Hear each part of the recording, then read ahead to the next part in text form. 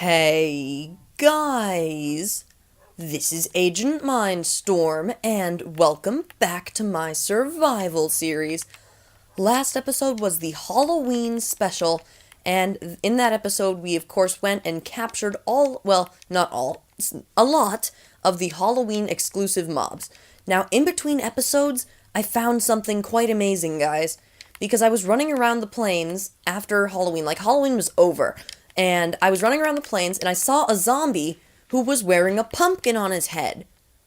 He must have spawned on Halloween and not despawned, so I captured him, I named him Pumpkinhead, and I've got 5 guys here now, so as you can see, here's the pig... Oh, so here's the zombie, the new one, and then I also brought the pigman from the nether to the overworld. We really do need to do something with these guys, because this will not do for now, but...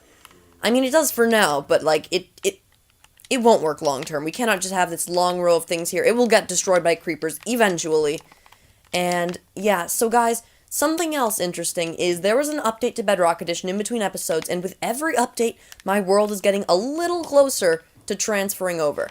Now, I can actually play in the world, and it'll work, mostly. There's just a few small things missing, like, for example, the ocean monument doesn't count as an ocean monument. It does not spawn guardians. Any witch huts... Oh, also Joe the Mushroom disappeared on the Bedrock Edition entirely. Like, he's here on this version, and when I converted it, he just disappeared. He's named, too. Named things can't despawn. It's ridiculous. And just a few other random things just aren't working on Bedrock Edition still. It's getting closer and closer every update, but it's still not quite there yet. So what are we going to be doing this episode? Well, this episode, we're going to take a little break from the Ocean Monument, and we are going to work on terraforming. Now, do you remember a while ago, like a few episodes ago, actually, last episode you might have seen it, there was just basically a big block of dirt here, just kind of sitting here, really ugly, sticks out, doesn't look normal. Well, that was where the Diamond Knight was going to build his house. Now, I've decided to take over the land, so... Diamond Knight, if you're watching this, I am sorry. This is my area now. You can build your house down in the big flat plains in this area back here. Now, the reason that I took over this land is because I built a nether portal here, and this nether portal did something very important. I was finally able to link my island and my house to 2 separate portals. So as you can see, this portal right here will link to my house area, like... I call it my residential area, but basically the place where I build my houses. So my house and Joe's house, and eventually Diamond Knight's house too.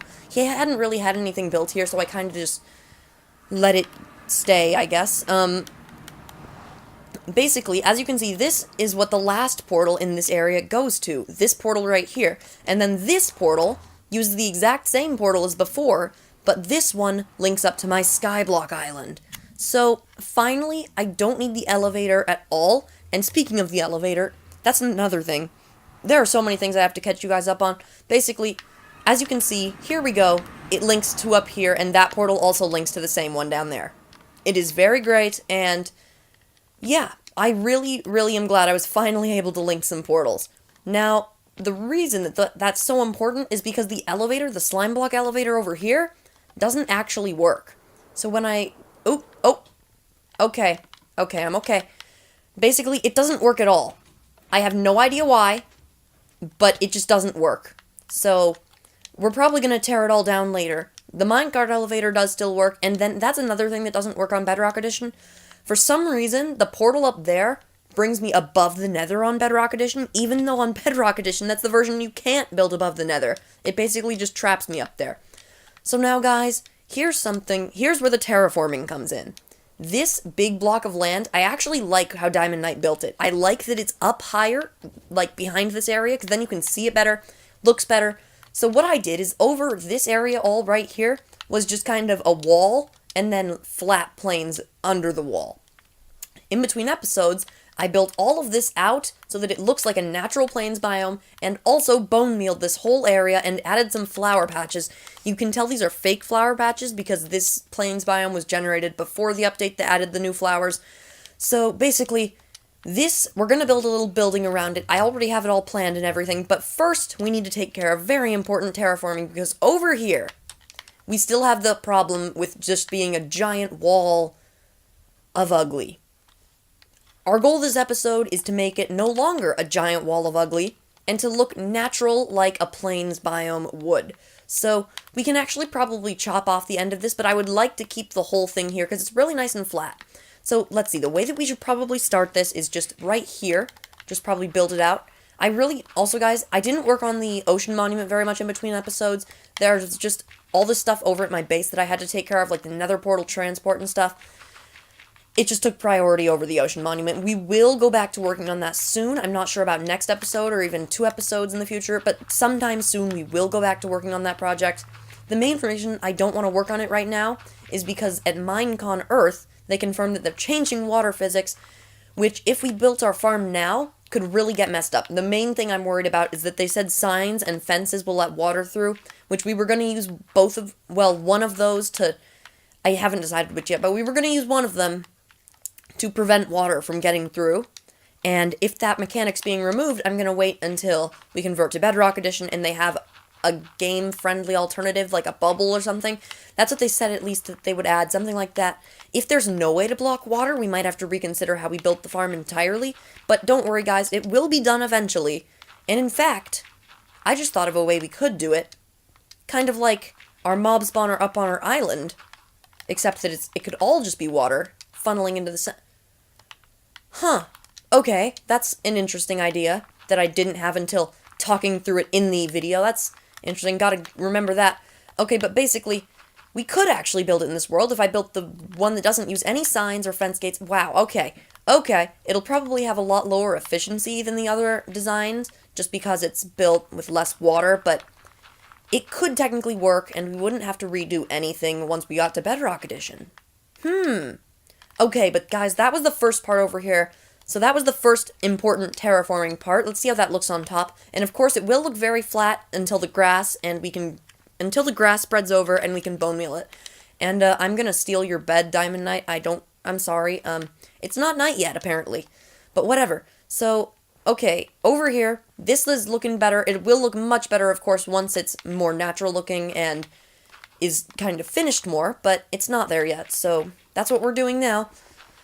And it's kind of difficult to make the terraforming look natural, because you don't want to go overly random, like random generation, because then it ends up looking like it's fake random, like it's random that was created by you to look random. It's like triple layers of reverse psychology or something. I don't really know what it is. Basically, it's just weird, and it needs to be fixed. So, anyways, let's get terraforming, and also thinking about that ocean monument thing some more. So, I cannot wait, guys, by the way. I cannot wait for the amazing aquatic update. That looks so cool, and I cannot believe they did not do something with oceans sooner in Minecraft, because oceans, even like the oceans, once they added ocean monuments, were still pretty boring. But if there are going to be multiple structures, and I'm counting reefs as structures, by the way, I think reefs can be considered structures, that will really change how the oceans are, and just make them so much more interesting, because when you explore the ocean, you're like, oh look, a reef down there, oh look, a sunken ship, maybe I should remember where that is. I also don't like that they're changing the thing so you can't use a torch underwater, but I mean, they had to fix it eventually, right? The torch breathing underwater, we can't really be mad, because that's kind of a silly way to breathe underwater, isn't it? Basically, I'm sort of excited for the aquatic update, guys. Good thing they announced that they're reverting those combat changes that I and a lot of other people expressed serious dislike of. I will put it that way. Basically, we just said how we hated the whole idea. Yeah, so there should be real dual wielding instead of that silly version that they were talking about doing, maybe. And thankfully, we decided to shut that down before it could, we as a community, guys, that is important, because I think that when Jeb develops a feature, he gets kind of attached to it, so he doesn't want to remove it. Like the new horse model, they should have just removed that. No one really likes it. It's just basically an objective downgrade, less places on the model to make it look detailed. It's just a downgrade no matter what you think a downgrade is. It has less detail. There's no other way to say a downgrade than that. Basically, he get attached to it because he worked on it. And since I think we got the idea out of his head that we could change dual wielding, he didn't get attached to the idea, and now we don't have to worry about it becoming a permanent part of Minecraft that will not be reversed like the 1.9 combat. Now, once again, guys, you might think I'm a hater of all these new things, and I just expressed my opinion. Yes, I do seriously dislike some of the recent decisions that they've made, such as not adding a game rule for the 1.9 combat, or trying to remove the... trying to remove the dual-wielding functionality, I guess I would say. Basically, I do disapprove of lots of things that they have been trying to do, but I honestly think that the whole aquatic update thing is great. I love that idea. Thank goodness they finally listened to us and they were like, yeah, the oceans do need an upgrade, and then boom, they give us all this ocean stuff. It's exactly what we'd been asking for. So basically, guys, I don't know what the point of that was. Back to the survival episode, I think this terraforming is actually looking pretty decent. We are also going to terraform over this lake, if you haven't figured that out yet. But look, here's the best thing about the terraforming. We can just get under here and do this and be a little mini agent. For some reason, this is fun. This doesn't work on Bedrock Edition, which makes me sad, but it's a bug. It makes sense. There's no point that should be in the game other than to, like, cheat, basically. I like it, though. It's fun. I like it. So, we're almost done terraforming. That's pretty cool. We usually never get done with our goals in episode, except the Prismarine platform episode. That was pretty nice, too. Basically, when we get done with a goal that I set in the beginning of the episode, when I set a goal, and it gets done, I am very happy about that, because that rarely happens in this series, because usually I set the goal way too big, and this time, I thought I set my goal really big, but we're almost done, and the episode's not even, like, well, actually, it's a little over half over. But still, it's going a lot better and faster than I thought it would, and I'm just glad I set myself a reasonable goal. I need to get better at that, guys. I need to get better at setting myself reasonable goals and not going way overboard. Like, for example, my goal for one episode was build 4 walls of the Guardian Farm, and then that ended up splitting into like 3 or 4 different episodes, all for themselves. So, yeah, that was a pretty big goal. Pretty glad that they got separated into different episodes, though, because there's no way I could have done that in one episode. I know I did a time-lapse even, but still, that was still a ridiculous goal for me to set. And there we go, guys. I think the terraforming is done. It looks surprisingly good. Like, once the grass spreads and we can start bone mealing it, I honestly think you might not even be able to tell that this whole giant platform here was built by me and Diamond Knight. You might think that it was just naturally generated, which is kind of the goal of terraforming. It's supposed to look like it was terraformed by not players, and that's something that I think I am slowly getting better at. One thing, guys, that I'm just not good at in Minecraft at all yet is building and making things look good. Like my house, it's okay. It's not amazing looking because it uses end blocks, but that was kind of what I was going for. I was going for a weird look. I wasn't going for a nice look.